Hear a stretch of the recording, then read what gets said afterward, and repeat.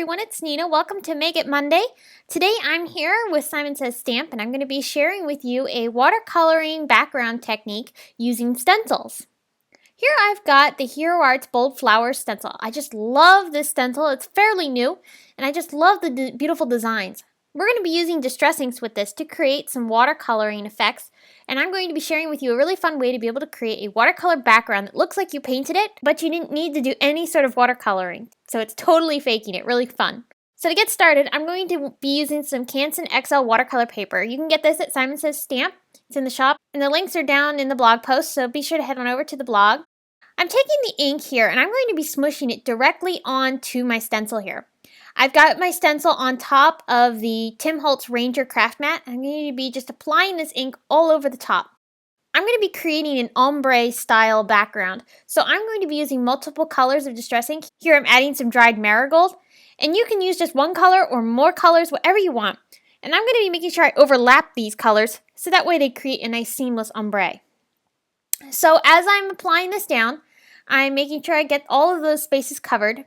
And then once I've got that all covered up, I'm going to go ahead and take some water. I've got some perfect pearls mixed into my water, but you could go ahead and just use some plain water. I'm going to spritz that completely, making sure it's nice and wet. You don't want to make it too heavy, but yet you don't want to make it dry, so just kind of play around with it. The more water you add, the more watercolory and wet the paint is going to look, and the less water you use, the more dry and less defined your images are going to be. So here I'm taking my watercolor paper, I'm going to apply that down, and I'm going to take a piece of scratch paper, and I'm going to lay that down right on top. I'm going to run my fingers all over the back of this paper and make sure I get that nicely pressed down without shifting the paper. You're going to make sure you don't move it. I'm going to go ahead and make sure I get that all pressed down, and I'm going to lift the paper up, and look how gorgeous this is. Isn't this beautiful? It looks like you watercolored this. In reality, it only took you a couple minutes to create such a gorgeous background. So I'm going to let that dry, and I'm going to move on to the next one. I'm going to do the same exact thing. This time I'm going to take the squeezed lemonade again. I used that on the first panel. Then I'm going to go ahead and take some twisted citron, and I'm going to add that as the middle color. This is going to be a yellow to teal color combination. I really love this one. So I'll add that twisted citron down, and then I'm going to take some cracked pistachio. This is one of my most favorite distress ink colors. I love this color.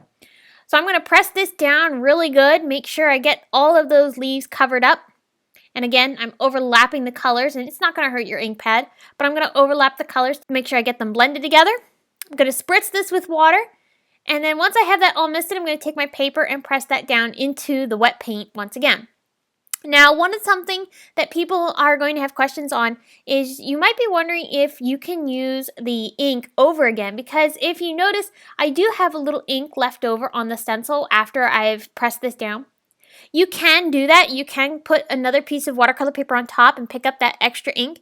Your images are going to be less defined and not going to be as easily seen as you see in the first generation. But feel free to go ahead and experiment, try things out. I did try a second round, and I liked how it looked, but it didn't work for the project I was doing, but I could use that on a different card. So you can see that the watercoloring dries back nicely into the paper. You can see the images beautifully once the paper dries. I just love this textured watercolor look. It's absolutely beautiful. I'm die cutting all of these with some stitched rectangle dies. I created some big ones here that you can see, but I'm going to only be using the small ones, and I ended up creating a total of 5. So now I'm going to work on my sentiments. I'm using a Concord and 9th stamp set, and I'm also going to be using the coordinating dies. You can find these over in the Simon Says Stamp shop as well. And I'm going to be stamping these down onto some white cardstock. I'm using some Tide Pool here. I just love this blue. It is so gorgeous. Teal is my favorite color, so anything teal, I have to have it. So I'll go ahead and stamp 3 of those, and I did stamp some other colors because I was testing things out to see which colors I liked best, but I ended up using just the orange, which was from Tangerine Hero Arts Bold Ink. I love that one as well. It's a nice, beautiful, bold orange color. And I'll go ahead and die cut those out using the coordinating dies that go with that stamp set. Next, I'm going to be working on the frames that are going to be surrounding my background. I'm going to be using the stitched rectangle dies once again. These are from Simon Says Stamp. I'm going to be nesting 2 of them to create a nice little frame. I love these dies because they create the stitching on both sides, and you'll end up with stitching on both edges of the frames that you create. So I'm going to put some tape down to hold them together because I'm going to want to keep the position at exactly the same for each frame. So I'll attach those down, and then I'll go ahead and run this through my die cutting machine just like this. Once I've got that run through, I'll remove the frame from the die. I'll go ahead and be careful to not rip anything. Those extra pieces that are inside I can save for another card. So I'll just go ahead and remove that frame, get that peeled out from the inside. I'm using some washi tape to hold the frames together, which is nice because it doesn't hold the paper tightly. So there you go, we've got our frame, and I'm going to do that for all 5 cards. So once I've got all my frames die cut, I'm going to start working on my card bases.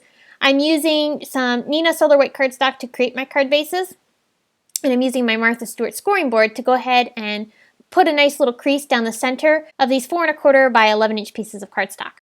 Next, I'm going to be taking some double-sided foam, and I'm going to be attaching this down onto my frames. I've cut them down with some scissors into quarter pieces. This was 1/2 inch foam tape, and I'm just cutting it down the center so it ends up being about 1/4 of an inch, give or take. And I'm going to go ahead and run these along the edges of my frames. These are going to give them some nice dimension. Once I have them all attached down, I'm going to go ahead and take a card base, and I will go ahead and put my frame right down on top. And this is going to give a nice popped up dimension for our background, and the background is going to be recessed in. So I attached that down inside the frame with regular tape so it's recessed from the frame, and I attached my kind sentiment down using some foam tape. I just love how this orange just pops right off of the card panel. It just is so gorgeous. So now I'm going to take some Hero Arts shadow ink. This is some soft granite, and I'm going to go ahead and stamp one of the coordinating sentiments that go with this stamp set. So it's going to end up saying "You're kind," and I've stamped a variety of different sentiments on each of my card panels. Once I have that all finished, I'm going to go ahead and take some Wink of Stella glitter and apply some glitter down onto the large portion of the sentiment. I love adding some sparkle and shine to all my cards, and the Wink of Stella glitter is my favorite glitter right now. To finish things off, I'm taking some glossy accents and applying that over top of the kind sentiment. You could have heat embossed this, but I felt it was easier for all of the different cards that I was doing to go ahead and use the glossy accents. Plus, I like the extra dimension that they give. So here's a close-up of the watercoloring. I just love it. Doesn't it look so beautiful? And it really makes it look like you watercolor this by hand, but in reality, it was just a quick stencil and applying some ink over top, and you got this great watercoloring effect. So I hope you've enjoyed. Be sure to stop over at the Simon Says Stamp blog where you can get more information on this card, including the products used. If you have any questions, be sure to leave them in the comments section below. And thanks so much for stopping by. Be sure to give this video a thumbs up, subscribe to our YouTube channel, and we'll see you again soon.